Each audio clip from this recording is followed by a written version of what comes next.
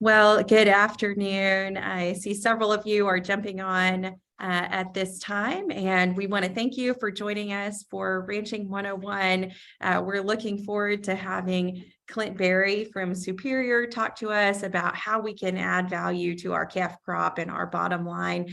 But first, before we get started, we want to say a great thank you to Lone Star Ag Credit, who is our sponsor of our Ranching 101 program. So at this time, we'll play a short video clip from from Lone Star Ag Credit.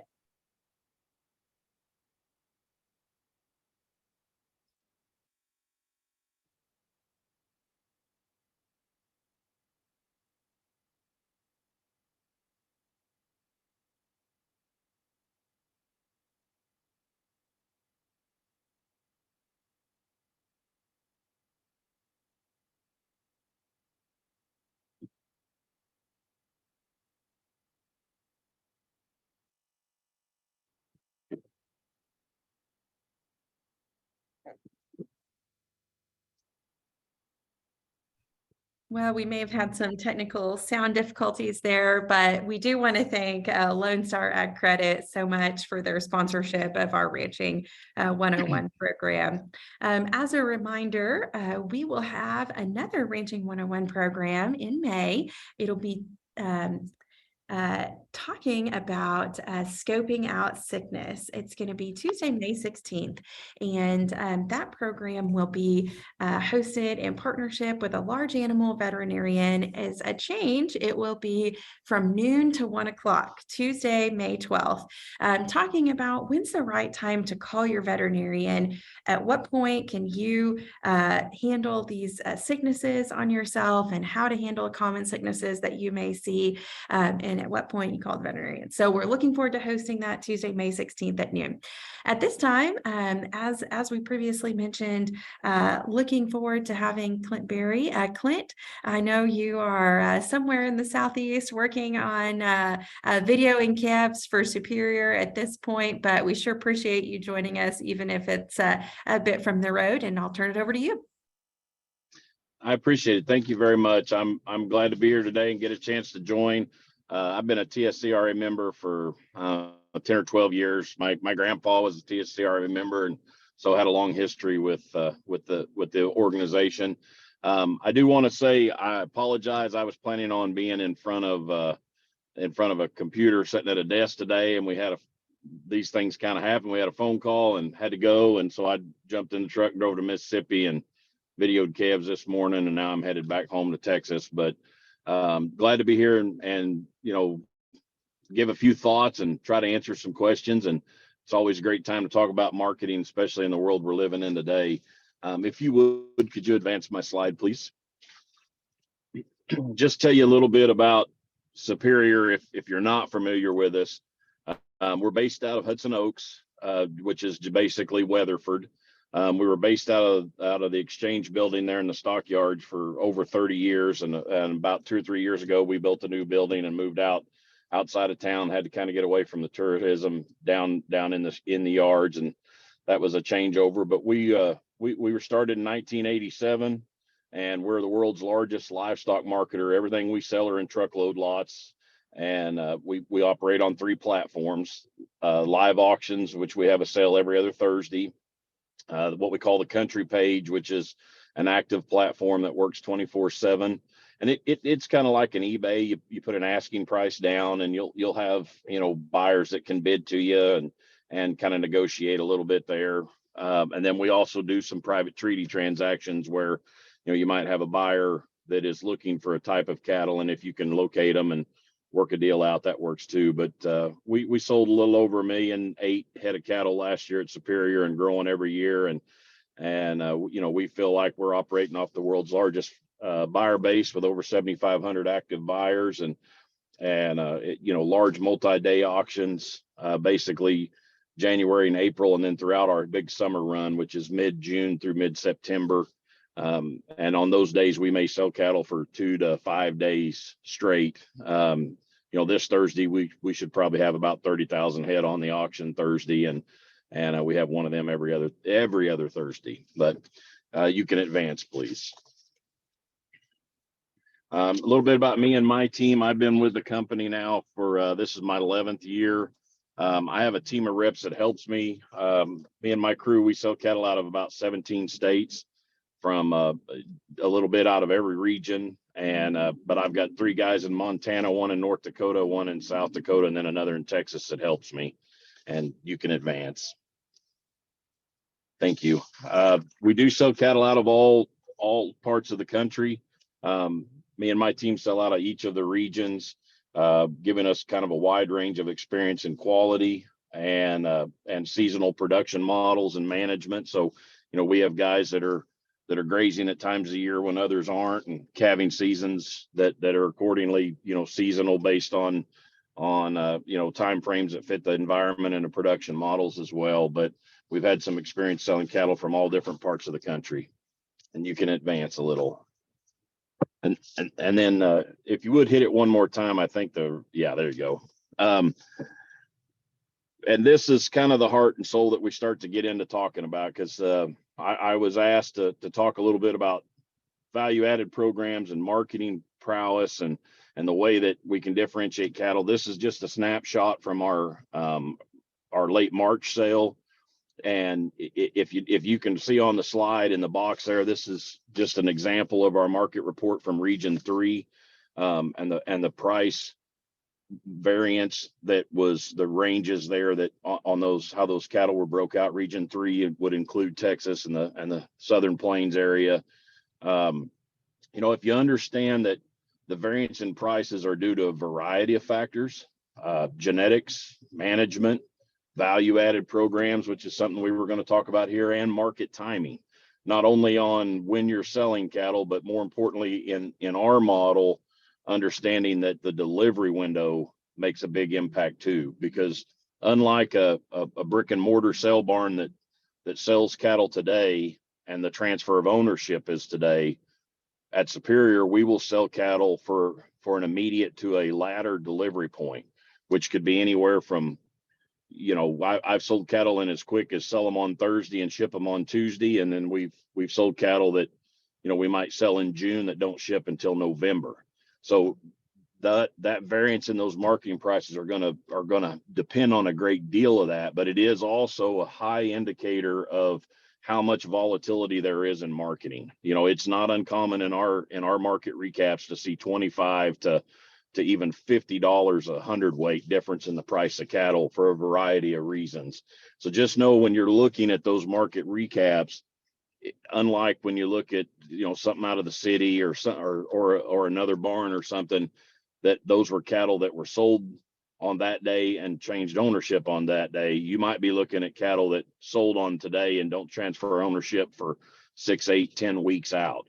You just got to be a little careful as you go through that and understanding those price variances, because there is a big difference on that. You can advance, please. The next slide is just kind of a snapshot from that same sale. And I just wanted to point out some of the things we're going to talk about here a little bit. On our website, you will find a lot of information available. That's superiorlivestock.com. And I'll repeat that as we go through, but you can find those market reports. You can find the archived catalogs and pull those back up. There's search engines that you can put in different kind of criteria and looking for types of cattle according to all different kind of variables, from sex to classification to delivery windows to value-added programs to wean status to whatever you may want. And most of that stuff is identified by those, what we call the logos or the icons that are at the bottom end of that slide. In this slide in particular, this was loaded with different, what we call value-added logos, but just a quick reference for buyers when they see them, they understand what those mean. And whether it be the type of slide that we're offering the cattle on, if it has a weight stop or not, what the vaccination protocols are, and the management, which would include the weaning status of those cattle, and then various value-added programs that we'll get into a little bit later on. This slide example also even talks to the point of where they've been purchasing their bulls from. You'll notice that there's a Superior Progressive Genetics logo there, followed by an Express and a Gardner logos. So that, that tells a buyer, and it'll be written in the details of that contract as well. But that they're using predominantly Express and Gardner bulls on that set of cattle that they're bidding on that day. You can advance a little bit. Thank you, ma'am. Before we get into, I know that anytime we talk about marketing and value-added programs, most everybody's mind starts turning to programs such as naturals and different things like that. And I do want to talk about them, but I want to be careful that we crawl before we walk, because a ton of value in cattle starts at the conventional management level, and it's hard to, no matter what the value added program is, it's hard to make up for mismanagement. So these are just some data points that were shared every other year. We get our data for 2 years in a row evaluated by Kansas State and Merck Animal Health that goes through and tries to differentiate what the factors are that are affecting sale price. And this slide has a few of them on there that would not traditionally be called value added programs, but it's important for folks to understand that the foundation is laid at the management level. And so, like, as you read through this slide, you'll see under our superior VAC protocols, the VAC 34/34 plus was adding about $4.50 a hundredweight to the value of cattle. And that is compared to our VAC 24. Now, just to put this in simplicity, what we call a VAC 24 is a balling calf that's had one round of shots. And that round of shots is a 5-way modified live with a 7 or higher way clostridial, meaning a black leg, and then with at least one pastorilla. That pastorilla can be in a combo. We don't differentiate that. You can give the pastorilla as a standalone or in a combo, either way. But our baseline cattle are a VAC 24. Our minimum criteria is a VAC 24. We just do not sell non-vaccinated calves. It makes up less than probably 0.2% of the cattle that sell on our system. Our buyers expect vaccinations, and they expect documented vaccinations like our programs are set up. So when you look at that VAC 34 status, that would have 2 rounds of the shots that I just mentioned.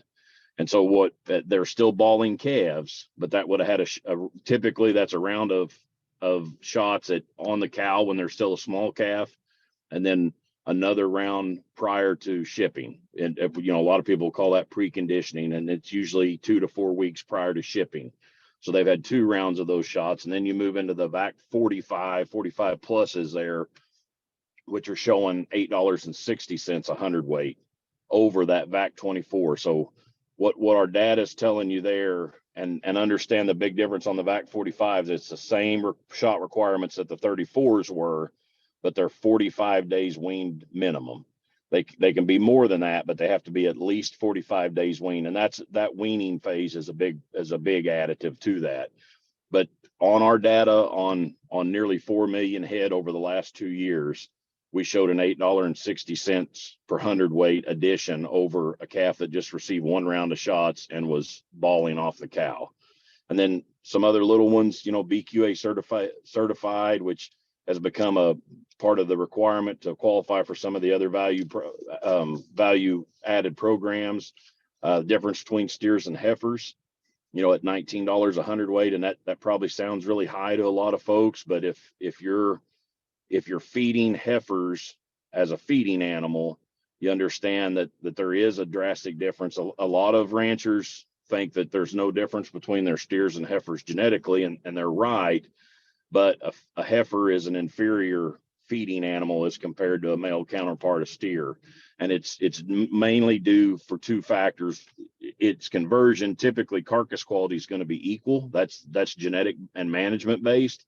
I feed cattle too, and my heifers typically great as well, or even better at times than my steers, but they don't convert as well. So my cost to put every pound on is higher on a heifer, and the fact that in general, most heifers are going to weigh about 100 pounds less harvest weight, kill weight, as compared to steers. And that's why when you're buying feeder cattle and not differentiating based on sex, that's a lot of reason why it's not uncommon to see heifers $10 to $20 back a steer price when we're not having pressure on a retained ownership or a replacement heifer, retained replacement heifer type of scenario. Here, The next one on there is polled, having no horns, 350 a hundredweight.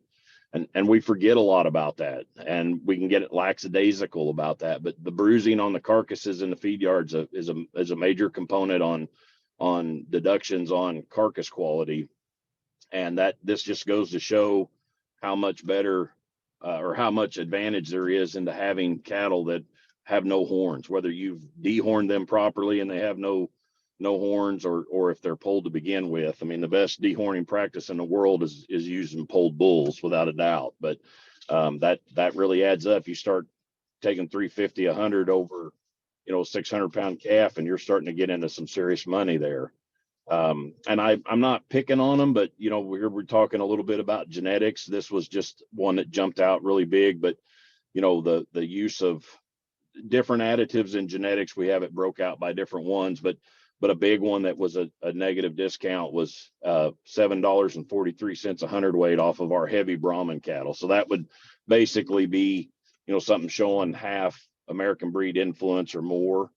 And they all have their place, by all means. I mean, there's you got to balance the maternal superiority and longevity, environmental adaptability that comes with crossbreeding using those kind of genetics, but you also have to understand that comes at a cost, and that is typically in carcass quality and the access to premium product line. So there is a balance that you can walk there of utilizing those genetics that give you that advantage on a maternal and environmental adaptability standpoint without suffering the effects or the high dose effects of negative carcass qualities. Because that is, I mean, at the end of the day, we're going to eat these cattle, and that does play into it.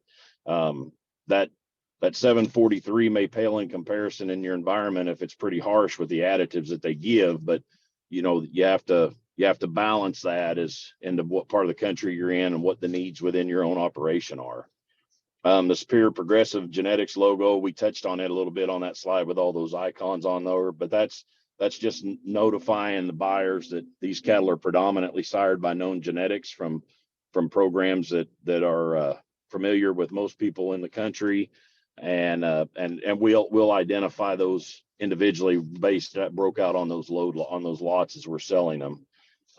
Split loads, we call them split loads. Other people call them mixed loads, but it means steers and heifers mixed. So 450 to 650 a hundredweight in discount, and I would tell you that's probably being conservative. I would say it's more closer to $8 or $10, meaning it's $8 or $10. Having a load of steers and heifers together on the same truck is probably going to discount your steer price $8 or $10 a hundredweight off of being able to sell a whole load of steers, and conversely a whole load of heifers compared to your heifer price off them.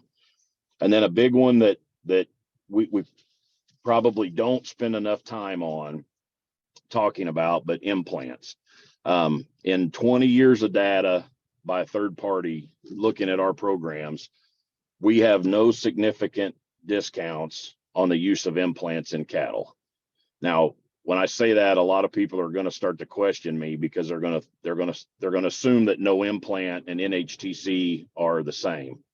And so you've got to understand, when I say NHTC, I'm talking about non-hormone treated cattle, but forget the hormone in there and understand that that's an export, third-party verified export program. That's a different deal. What we're talking about is selling cattle that have not been implanted versus selling cattle that have had one implant, and there is no significant discount in premiums paid or prices received at sell time for the use of implants, assuming that you're not going into like the NHTC program.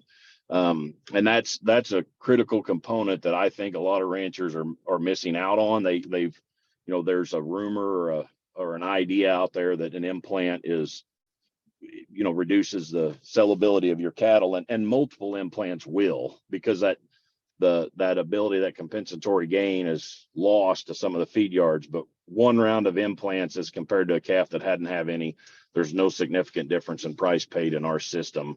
And we've got data to show that for, like I say, the last 20 years. So as we're getting ready to talk about the true, what would be termed as value added programs, I want to stress that a lot of this starts you got to crawl before you walk. And a lot of this starts at the foundational management. So building uniformity, building marketability and the types of genetics that you're using, matching them up with your environmental stresses, doing little things like knocking the horns off the cattle and vaccinating properly and understanding timeliness in the marketplace, having, which month those cattle are going to be dying in at harvest time has a big effect on what the ability of the prices paid at feeder calf time is. And utilizing implants if you're not going to be in some of the programs we're going to talk about. That's a big one that a lot of cattle producers miss, is they don't implant their cattle, and an implant's $1.50 to $2 now, and you're giving up 20-25 pounds according to the research data. That's a lot of money lost, especially when we're talking about selling $2 to $3 calves. So, I mean, that's a critical component in that a lot of people overlook. And I think they leave a lot of money on the table simply by not doing that. But it's hard to add value to cattle if you don't get these things right first. And that's a component that gets overlooked a lot. And when we're discussing about marketing cattle, if you would, please advance to slide 1.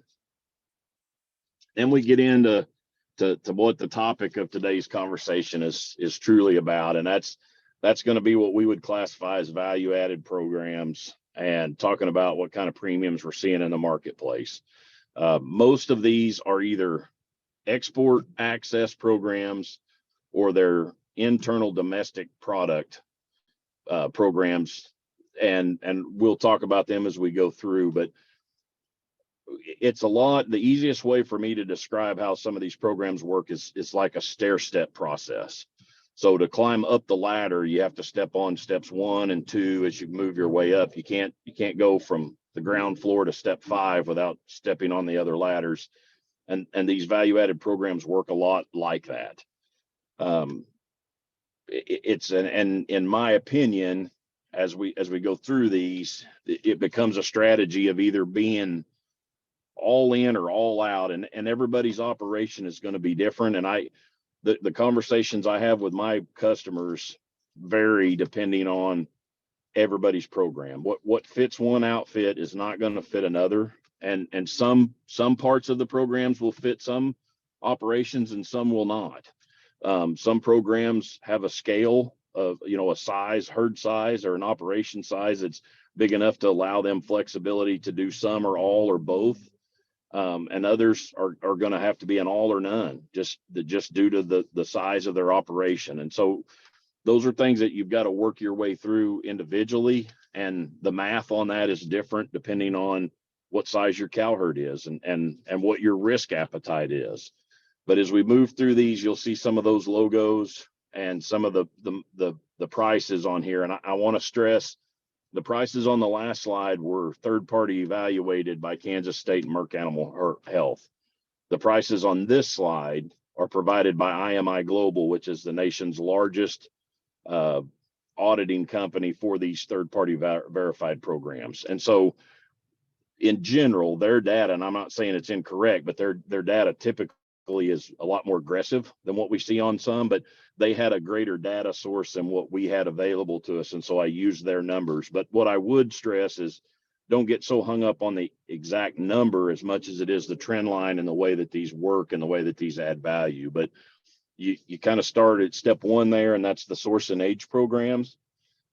We started source and age after the BSE cow in the early 2000s when we got locked out of the Japanese market. And the source was, of course, ranch of origin, and the age meant that the cattle at that time were under 20 months of age. The requirements now have gone to 30, and there's just not, outside of a handful of mismanaged or oddball type stuff, we just don't kill cattle in the U.S. that aren't under 30 months of age. So the age requirement portion of the source and age verification has really become a moot point. It's not really a critical piece, but the source to the ranch of origin is in a lot of these programs. It's critical. It's the critical first step. But you start off with the source and age programs, and IMI's data shows that they're returning nearly $3.50 a hundred on them. And then we move into the NHTC verified, and that NHTC stands for non-hormone treated cattle. I referenced it earlier on when we were talking about implant, and I want to stress this once again. When we're talking about implanting and not implanting, that's one decision, but the other decision in that is also whether or not you're enrolling in NHTC. So you can't implant cattle and enroll in NHTC. So they are non-hormone treated cattle, non-implanted cattle, but they have to be third-party verified, carrying EID tags to be able to be eligible for export. NHTC verified is a program that was put together for us to be able to send product to the European Union. And that's the critical component. It is an export program. It does require that you don't use hormones. Implants is what we call them here, but understand that there is a critical difference. Just because you don't implant does not make those cattle NHTC verified and eligible for export. They have to be third-party verified and enrolled in that program, carrying EID tags for any of that product at harvest time to be shipped across the sea. That is also playing heavily into the Chinese market now, because they do not allow hormones either. They haven't required NHTC, but they're pulling actual samples at the carcass plants at kill time. And so a lot of the packers are requiring NHTC if you're even going to put product into that Chinese export market. But I just want that to be a critical component. I have a lot of people that confuse the fact that they didn't implant their calves, and they think that can earn them an NHTC premium, and that is exactly wrong. It's kind of like a light switch. You can have the electricity run to the house, and you can have all the wiring in the house and the light bulbs ready to go, but until you complete that third-party audit and those cattle are actually NHTC verified, carrying EID tags, and you flip that light switch on, it's still dark in the room. So you can't implant, but it takes more than that to get into that premium. And that's a confusing thing that a lot of people run into, especially when they first start into these programs. Then you move into the verified natural, and that natural is a domestic only program. We don't ship verified natural beef. We can, there's nothing keeping us from it, but in general, verified natural is not, wasn't created for anything but a domestic supply. That's a service or a classification that we use here to sell product domestically. And that means no hormones, so no implants, no antibiotics of any kind, and no ionophores. And the ionophores are what get a lot of them. And that's, Bovatec, Rumensin, different additives in our lick tubs and our mineral and our feed rations.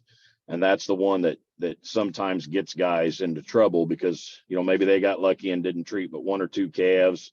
They don't implant anyway, and they say they're natural, but they're forgetting about their feed additives, especially if they're buying bag feed or something from the co-op. And sometimes you got to be careful on your product labels. But verified natural is a never ever type scenario where in most cases, those cattle can never have had those in their lifetime. And that's a restrictive program. That is third party audited as well. And like I said, that is a domestic program, not an export one. So 9 times out of 10, the cattle that we're handling, if they're verified natural, they're also NHTC because, of course, they couldn't have had an implant. And if you're going to go ahead and go through the verification, you might as well get the NHTC portion of it done too, because it's all one audit. So you'll see those joined together a lot of times at the hip, but you can have NHTC cattle that are not natural because they may have had an antibiotic, or maybe they got an ionophore in their feed ration, but they weren't implanted, and so they're still NHTC verified. That can be a little confusing from time to time. Then you move into 2 of the more social type programs, Beef Care and GAP. Let me start with GAP first. GAP stands for Global Animal Partnership, and GAP was created by a retailer, Whole Foods, and so all GAP product is targeted at the Whole Food supply chain, which now has been purchased by Amazon. But it's the food in the Whole Food stores, the beef in the Whole Food stores, to be able to market beef through their stores. They have to be in GAP, as well as other commodity products as well. To be in GAP, you have to be, they have to be natural cattle. They have to be raised under those standards. They don't have to be, this is where it gets confusing. They don't have to be verified natural. They will do producer affidavit, but you have to have a gap audit, which verifies it. Most of the time in our system, to keep this simple, if they're gapped, they're also verified natural. And if they're verified natural, they're also NHTC'd. And if they're NHTC'd, they're also source and aged. You have to walk up that step ladder to get there. Then 2 years ago, IMI Global launched Beef Care. And this program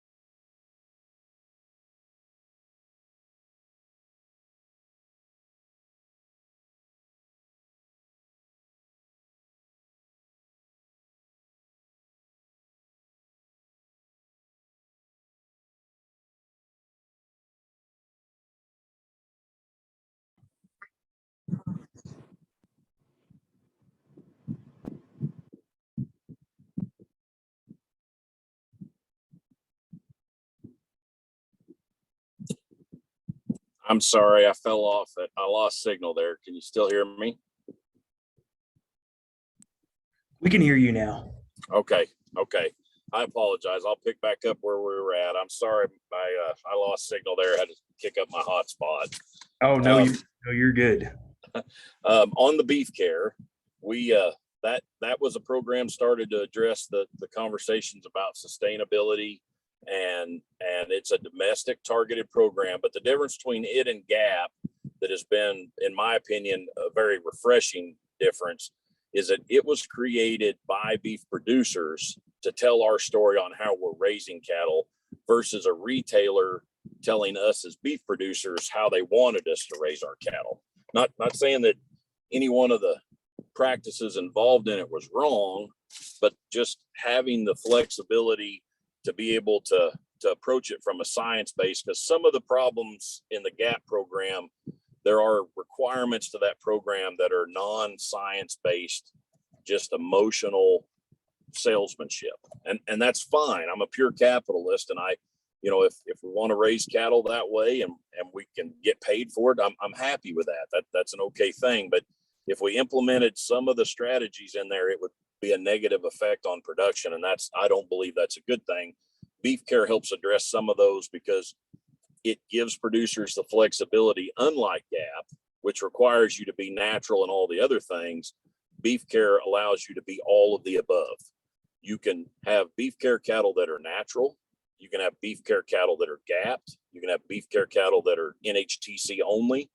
You can have beef care cattle that are all the above, and you can have beef care cattle that are none of the above. I've got some customers selling beef care cattle that are conventional fed cattle.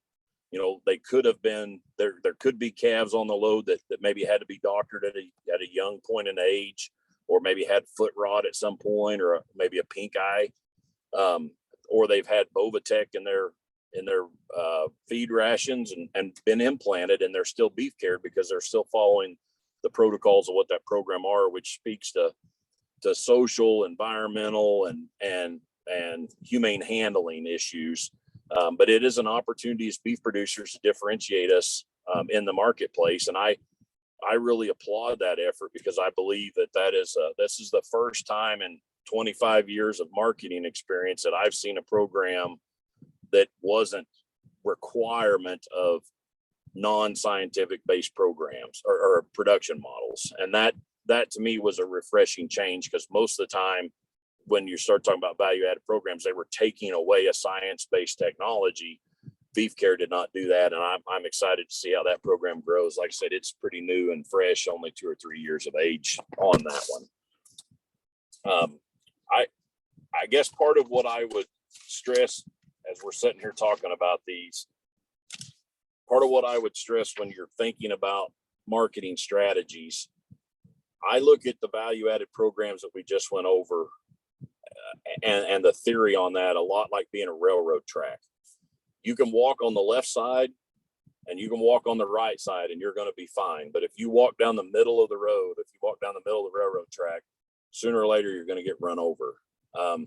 And I see these programs, the way this marketing channel has went and these production models have went, that for the most part, and like I said, each operation's got to evaluate these differently, but if you're going to go the natural route and you're going to take away some of the scientific technologies that we use that add production efficiencies, pounds and conversion and those kind of things, then you've got to enroll and at least have the opportunity to capture some of these premiums for those third-party evaluated programs, or take the approach and go the other route and raise in essence what we would consider to be conventional cattle, and take that route and take all of the benefit from the use of implants and antibiotics if you need them and ionophores for feed efficiency, and capture that in expressed production efficiency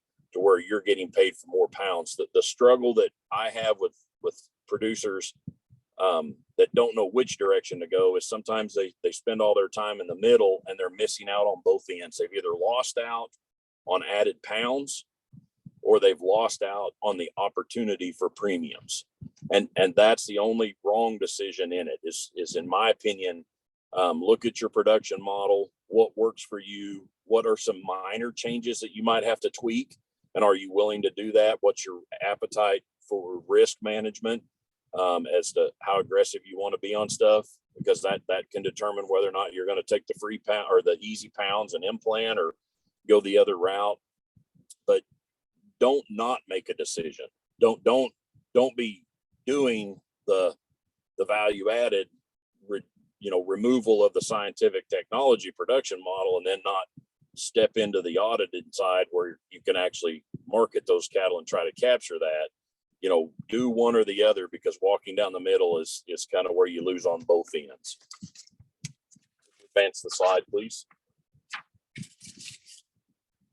And just kind of closing thoughts here a little bit, but you can find a lot of the information on these programs, and be able to access some of our online catalogs and see those formats and sell results. You can gain a lot of information off there, and we've got a lot of partnering companies that work with us that have links on their through our website where you can learn more information. But that's superiorlivestock.com.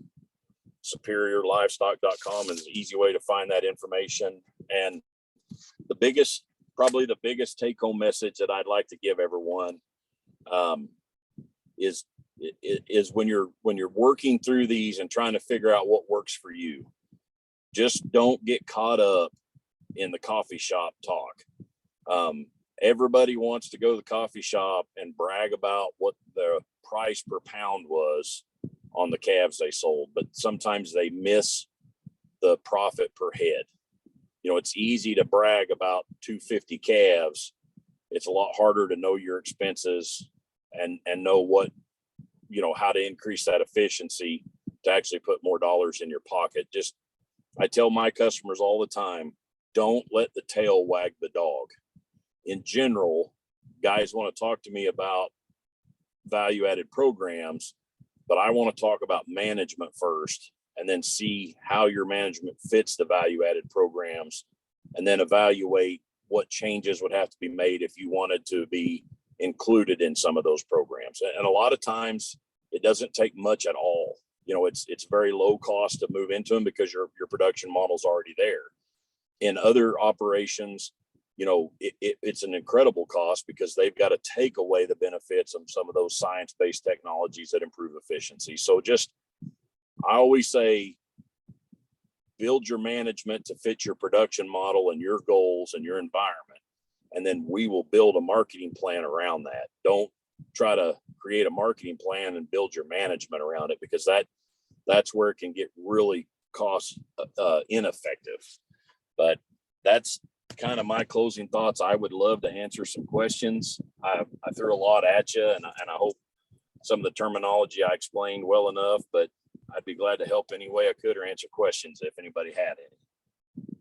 Yeah, thanks for your time, Clint. If you do have questions, first, go ahead and put those in the Q&A box or the chat box below, and we'll go ahead and ask those. At this time, we've got a few questions that are coming in, and so I'll start to hit some questions at you, Clint. And if you do have questions, please drop those in the Q&A or chat box below. And just a friendly reminder, the slides and recording link will be available. If you registered for the webinar, 24 hours from now, you'll get a link to the recording of this. So you'll see this very soon. Okay, Clint, first question for you. Are value-added programs cumulative? Can you source and age with non-hormone treated cattle with an estimated premium of $11.95 per hundredweight? $11.95? No way. No, nobody's going to give you $12 a hundredweight for a source and age calf. Did I understand that question correctly? That's the question, but I think maybe you could speak just, you know, to our value-added programs cumulative. Will you add source and then age and then non-hormone treated on top of that? Yes, absolutely. You can work your way up through that. They are cumulative, like the step ladder scenario. The further up those steps you go, the further the higher into the third-party verified programs, the greater access to more buyers. And I think that's probably the critical part. So take your seller hat off for a second and think about being a buyer. The beauty of buying a calf that has multi-layered third-party claims is that it gives you flexibility at marketing time. Because in our minds, we think when we sell a gap calf or a natural calf that 100% of that product is going to go into that one product line. But the reality is that the program buyers market those cattle and have contracts, slots available for kill into different types of those, into different ones of those programs. And, you know, they may have bought natural calves and maybe the ones that had to get doctored during the feeding phase have fallen out of the natural, but now maybe they're in the NHTC phase. So, or even more complicated, maybe the middle meats are going to go into Gap and go into a Whole Food store in Denver, and the cheeks and the tongues are going to get exported to NHTC to Asia, and the grind is going into Meyer Natural Angus. So they vary like that, and that's how that cumulative phase works. But you've got to, the further up you go, the more restrictive it gets, but the more lucrative typically it is. And I will stress this, while it's pretty solid, it's a pretty solid opportunity. It is an opportunity at a premium, not a guarantee. Just because you do these things does not guarantee you that you're going to access the premiums that I spoke about.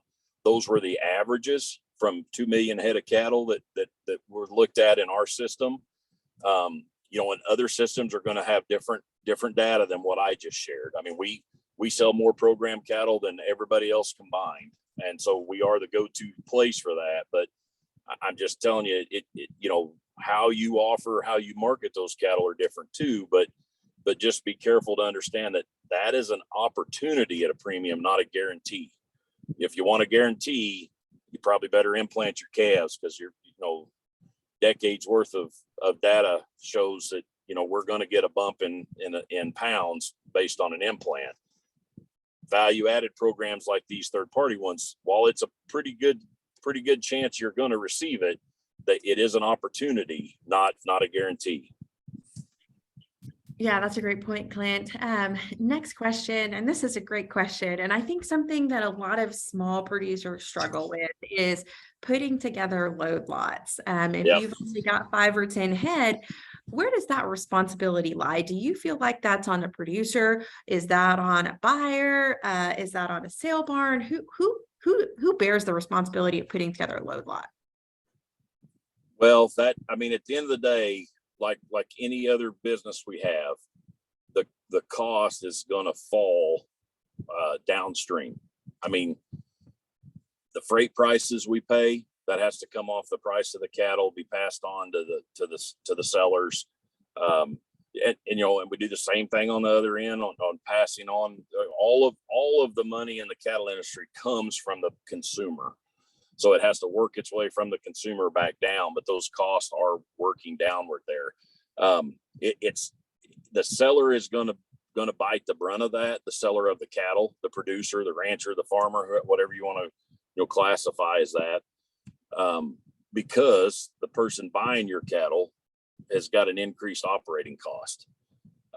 In general, we want it. The reason on Superior that we sell in truckload lots is because that's the first added value premium that we capture right there, is being able to sell them that way. Small producers have got a different mathematical equation when we're talking about these things. If you're selling 5, 10, 20, 25, even 50 head, it's going to be a lot harder for you to capture the kind of premiums that I just talked about, because of the marketing channel that you're marketing in, unless you've got a unique scenario, unless you've got some kind of contractual agreement with a feeder who is going to be doing these program calves, and he's buying cattle from lots of people just like you.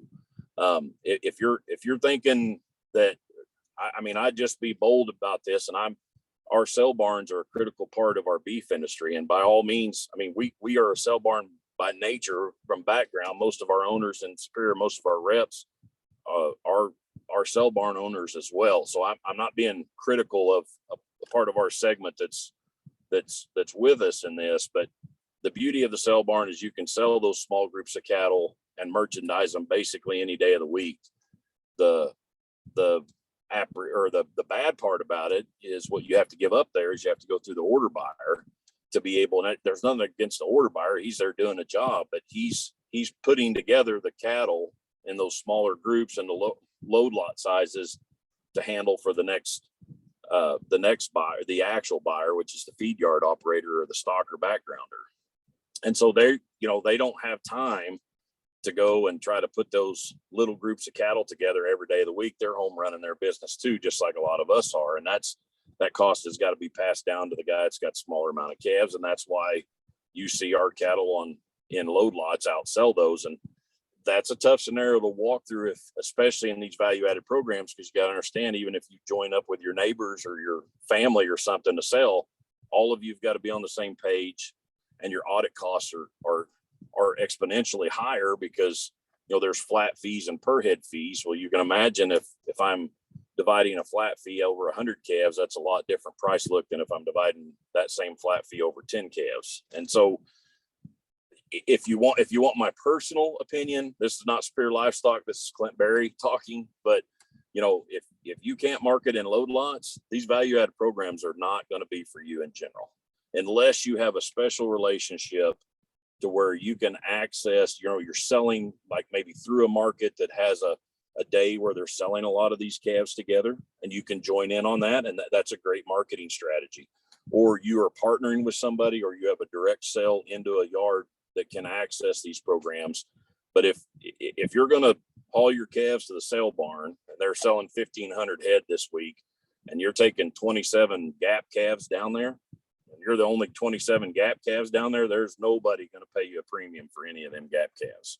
I don't care how good they are. They can't put a load together to do that. So those are things that math is different. And that's, I alluded to that a little bit in my conversation. Your herd size, everything's fair, but that doesn't mean it's equal. It's guys with 300 calves to sell have more options than guys with 30 calves to sell. And that's part of the strategy you've got to work through, and how you want to attack that and combat that, and what your risk is there. So you're going to have, the smaller your herd size, the more creative you're going to have to get.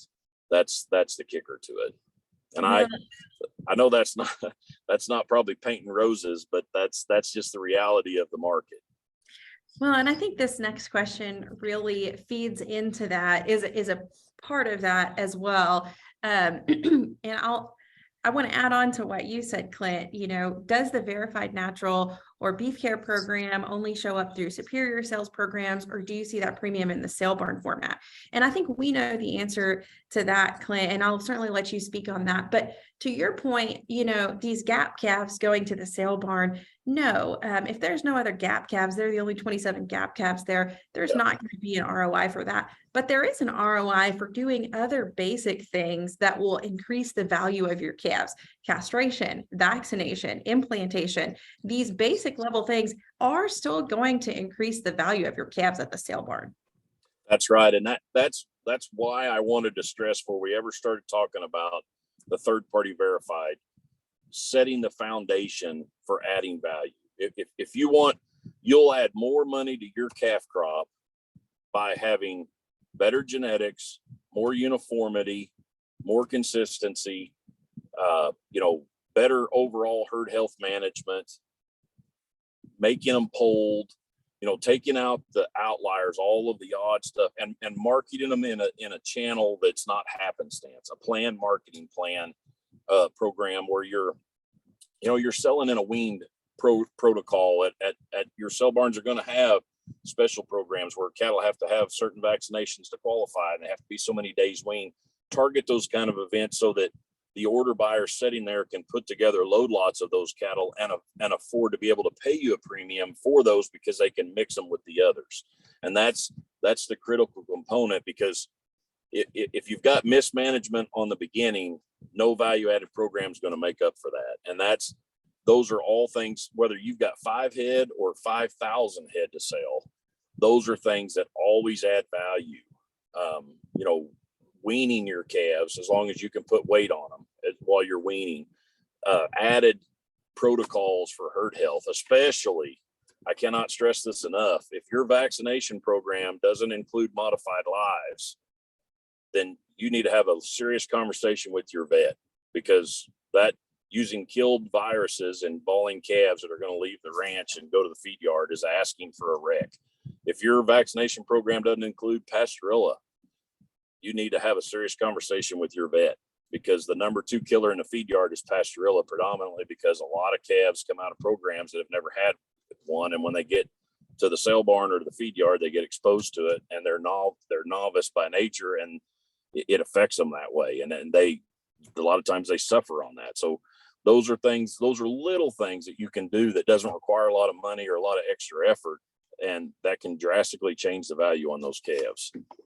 Well, talking about color too, or talking about sale barns as well, another question that we've got, let's talk about color at the sale barn. Whether you're running them through a sale barn, there's going to be some differences in just the sheer size and uniformity if they're going to superior. But if you've got 6 calves you're taking to a sale barn, what are you looking for? This question says, I've got Angus Hereford Cross, so he's got some black baldies. He's taking them to the sale barn. Is that the best thing? I mean, are we looking for a solid color, a baldy color? What's your opinion, Clint? Ooh, I'm going to make some guys mad. So in general, and part of that is going to be dependent on your marketing avenue. You laid that up there really nice, but like in our video and truckload lots, we sell, and I'm going to transpose, let's use red hided, because your questionnaire asked about baldies. You're fine. You know, a black baldy going with black cattle in general, you know, they're going to trade right there, sell together, be put together on a load. You know, we sell red hided cattle, which there may be a little white on some faces or something, but they're not a Hereford calf. You know, they're not a feather necked, line backed, anything like that. Same way with the blacks. Those are the most prevalent. You know, black makes up 80% of the market. And yeah, especially if you're a smaller producer thinking about how to get my small number of calves included into the load lot so that I can maximize as much value out of them as I can, rather than being the outcast of the load lot, then I want to be similar. And that may be black in most cases, that may be black, but it is predominantly solid. If you're running 2 or 3 bulls and each one of them is a different breed makeup, you probably really ought to think about your genetic selection. Now, I'm not going to tell you which way you ought to go. I have my own personal opinions on that, but what I would tell you is you need to build some uniformity in those calves, and you probably at least ought to have all the bulls of the same breed makeup, so that at least half of the genetic input into your calf crop is similar. You know, it's not a shotgun approach. You know, I've had customers that, even on a large scale scenario, you know, turning out 15, 16 bulls or something, and they may be 3 or 4 breed makeups. And the first thing we're going to do is step in and narrow that down, and so that we can build uniformity in those cattle. And that's a critical component. I've got my personal opinions on what is an additive and what is not. But, you know, if you look around and think about how you're marketing and how your cattle can fit in on that, especially if you're smaller size, you got to understand the order buying system, which is the greatest blessing we have in the sale barn and the biggest curse we have. But they are the ones that have to put the orders together to actually go to the buyer. The order buyer is not the buyer. He's just the middleman putting it together, doing the legwork for him. But he can only buy the cattle that are in front of him. And if you've got the only wean cattle and everybody else's calves are balling, he's not going to pay you much of a premium. If you've got off-colored cattle and he can't put them on a load with anything else, you're not going to get much of a premium. I don't care how good they are. So those are little critical things we can think about on how to build that are unbiased opinions. You know, I've got my personal breed makeup opinions, yes, but we won't get into that. We'll save that for a time that I can't get yelled at when it's not being recorded. Right. An unbiased platform here. I think too, if you look at the numbers, I think just going, you know, before you take your calves in, go a week or 2 before, look what's selling, you know, or when you sell your calves, you know, at that point you're about to sell your calves, you've got what you've got, but look year to year, what's selling. When your calves run through that sale barn, look and see how they stack up to others, and then ask yourself, my calves are all red and these calves are selling for 10 cents higher. You know, maybe there needs to be some reevaluation, or vice versa. Maybe you live in a part of the country where there's a lot of ear, or there's a lot of red, you know, and you need to match what's the majority coming in your sale barn. There's nothing wrong with that. I think it's just being aware of what your surroundings are. That's right. The correct answer for that for one person is different than for another.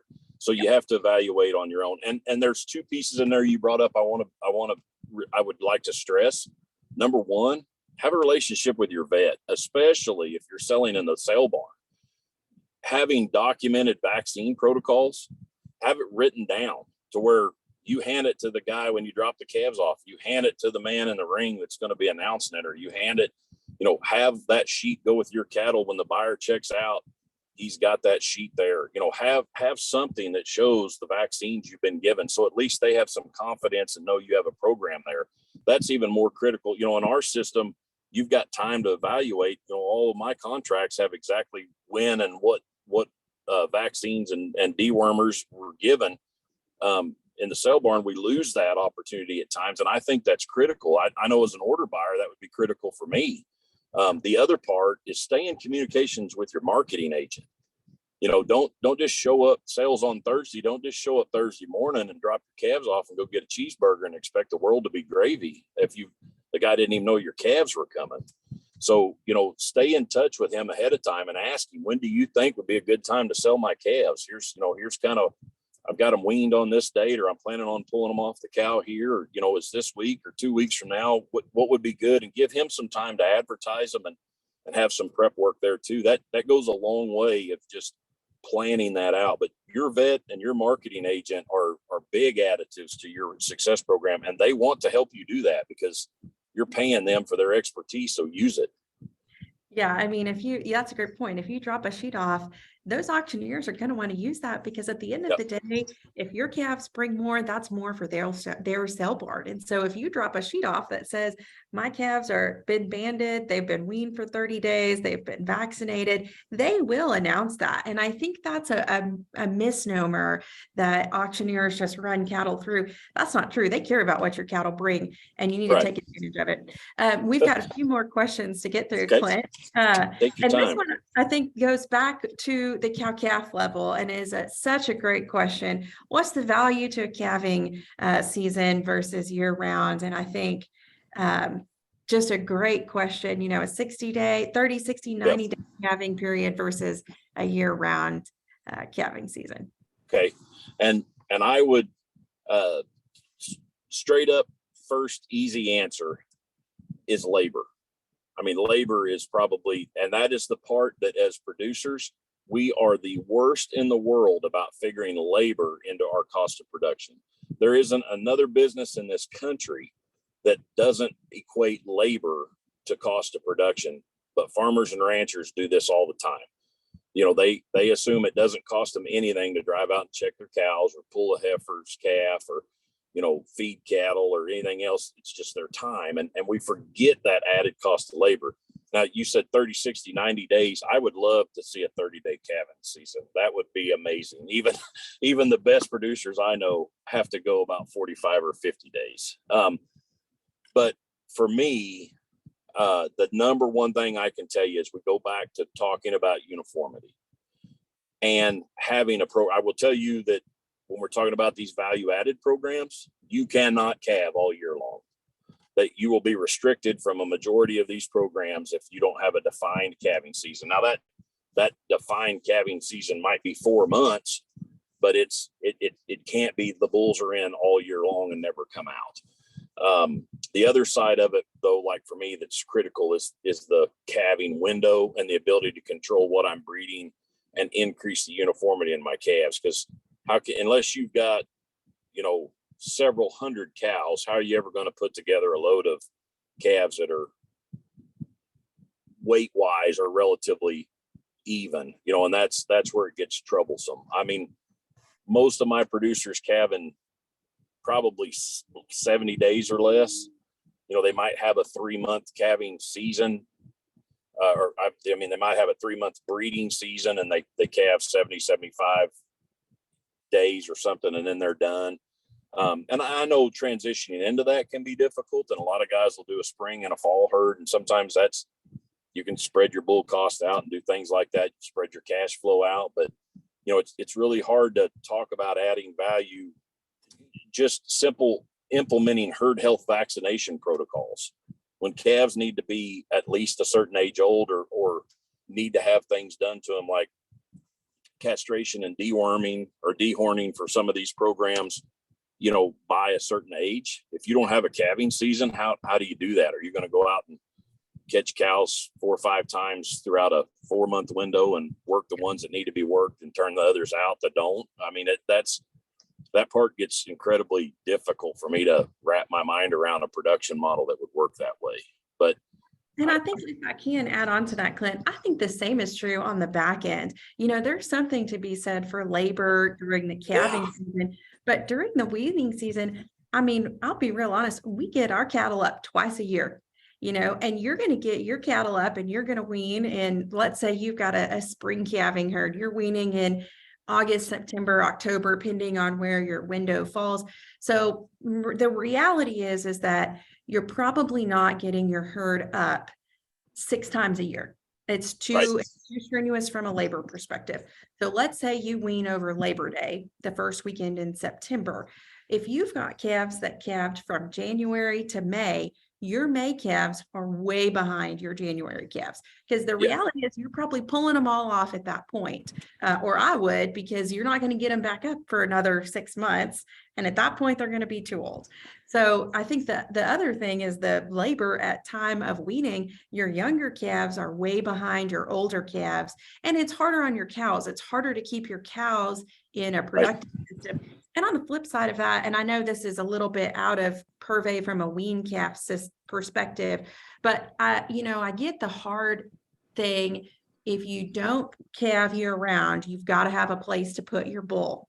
If you're only putting your bull in 60 to 90 days, you got to pull him out and put him somewhere.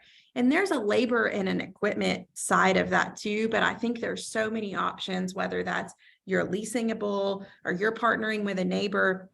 He's got his bull, you're putting him somewhere else. If you only got one pasture, it's hard to find a place to put your bull. But I just think to your point, Clint, a labor perspective, and really a financial perspective, a calving window is paramount to cow calves. And I was told one time that, and this has always stuck with me, kind of an out of the box thinker. He managed a huge ranch, thousands of head of cattle, and he believed in a long breeding season and a short calving season. And it took me a while to wrap my mind around that when he first said it. But he said, we may expose animals, AI and natural service, for 4 months. He said, and then at preg check time, we make our sort, and anything that doesn't fit in the window that we want, we sell. Instead of selling as an open, we sell as a bred.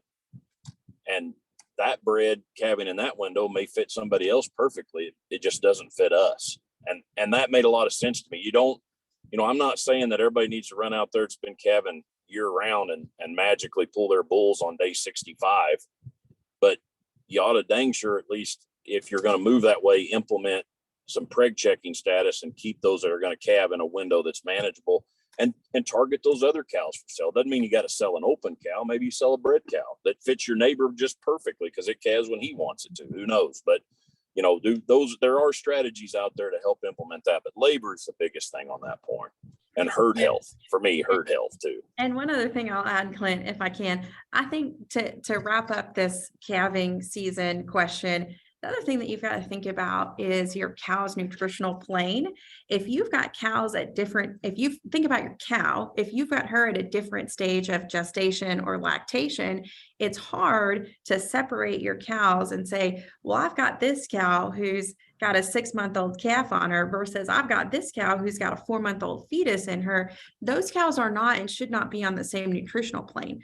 So you're sinking more money into nutrition than you really should have to, versus if your cows are all at the same point of a nutritional expectation. But, if you have a defined weaning season or calving season. Right. So, okay, one more question. And this is a question directly targeted to you, Clint. Should I wean my calf before I take him to the sale barn? What a great question. And how long? That is a great question. Great question. Okay, so let's attack that, because I've got 2 answers for that. Number one, how long? Okay, it does you no good whatsoever to wean a calf for 12 days, 18 days. We got the ball out of them. Let's take them to sale barn. And the reason why is because the microbes in their stomach have not transitioned over to being able to handle a diet that they're still highly acceptable to an influence on an outside stress factors. Okay. They're not nutritionally ready yet. The second part is, in general, depending on how you did your vaccinations, you've probably not got those animals preconditioned from a vaccine standpoint, building immunology for them to leave any less than 45 days. And then the bigger part that I would tell you would be selfish about it. When you're weaning calves, and let's just use the 45-day minimum that we've got, we identify 45, we identify 60. Feeder cattle are typically a lot longer than that. But if the first 30 days on a calf in general are the hardest, he's going to back up. The first 15, 20 days, he's going to back up in weight in general. Okay. I'm talking wean him in a dry lot scenario kind of deal, totally take mama away, and harsh weaning conditions. So I want to get all my weight back I can. I want to get, as the seller, I want to get my compensatory weight back. And that's usually going to take you about 45 days. If you're losing weight for 20, you're regaining it back. Now, other producers are better at this. So here's the part 2 of that question. The first answer, in my opinion, is if I'm going to wean a calf for a day, I'm going to wean a calf for 45 or more. That's my opinion. And personally, because of what I just said about weight gain, I'm going to do 60. I've already done all the work. The last 15 days, I'm probably going to gain more than I did in the last 30 because of he's done. The hard work's over. I'm getting my weight back. I want my weight. That's how I get paid. I want my weight. The other part of it, though, about should I wean my calves, that's where it gets individual. If you can't wean a calf and gain weight, if 45 or 60 days from now, that calf weighs within 10 pounds of what you did the day you weaned him, you're not very good at weaning calves. So you should not wean calves because that's not cost effective. Now, if you can put a pound to 2 pounds or 2.5 pounds, and I'm trying not to get ridiculous, like with TMR rations and everything. And, but if you can kick them out on a grass patch, supplement them a little bit, let them gain a little and let them grow, that's tremendous because, our data shows a wean calf's basically going to bring 850, 100 weight more than a balling calf. All other things equal. I'm not saying it's that way everywhere, but 2 million head of data over 2 years' time, that's what our data showed. So, even if it's just $5 a 100 weight and you're putting more weight on, remember, and you're putting more weight on, that's a good thing. So I'm a big believer in weaning calves, especially in the sale barn. Yes, there are instances where it's not, but a lot of that's going to come down to how good are you at weaning calves? Can you incorporate fence line weaning? Low stress handling? Can you have a nutritious forage base for them to go to? If you're sticking them in a dry lot with a bale of hay and they've never had hay in their life, that's a big transition. If you're pulling them in and all the processing's done, you've already preconditioned them and you're pulling them in and pulling them off mama and you're kicking them back out in the pasture they came from and mama across the fence. And 3 days later, the fence line weaning's over and most of the ball's out and them calves have started grazing and growing and you're switching their diet over, maybe giving them a little supplementation. That's a great way to do it. It's money in your pocket, not only for the premium, but for the weight gain. So it's different for every producer. Just know your strengths and weaknesses. Yeah. And talk a little bit about supplementation at the time of weaning. Those 30 to 60 days from when you wean them to when you take them, what's that supplementation look like on twofold? If they've been if they've had a creep feeder and they've been adjusted to this versus if they haven't. Yeah, that's a good point.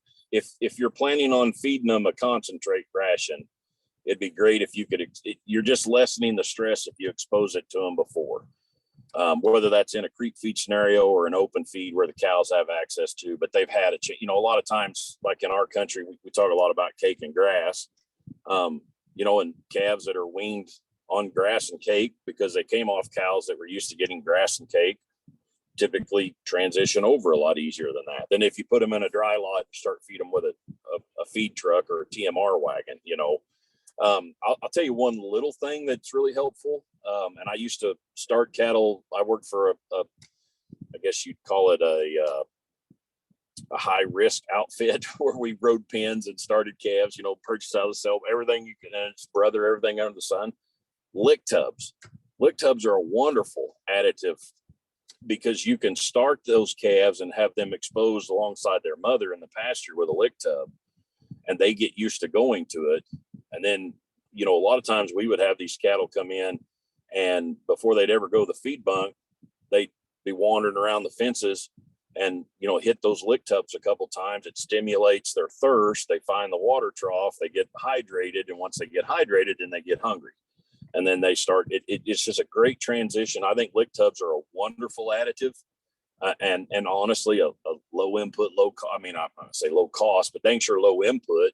And you can expose them to them alongside the cow before you ever start the weaning process. And then it's something that's familiar that they can go to, even if all it does is help hydrate them. Because the number one thing you hear guys talk about wanting to get calves on feed, and they're right, but you got to get them drinking. That's what hurts them the most off the get-go, is that they get dehydrated. And then that, just like on a human, dehydration causes other issues with other health problems. So if you can get them drinking, you can get them eating, and that's a good additive right there. Is a lick tub, in my opinion. Well, great presentation, Clint. Such great information. And I think really answered a lot of questions, whether you got 5 cows or 500 cows. Great resources here. As a reminder, if you've registered for this webinar, you will get a recorded link sent to you 24 hours from now, so you can go back and watch it and all of our other educational opportunities on our YouTube channel.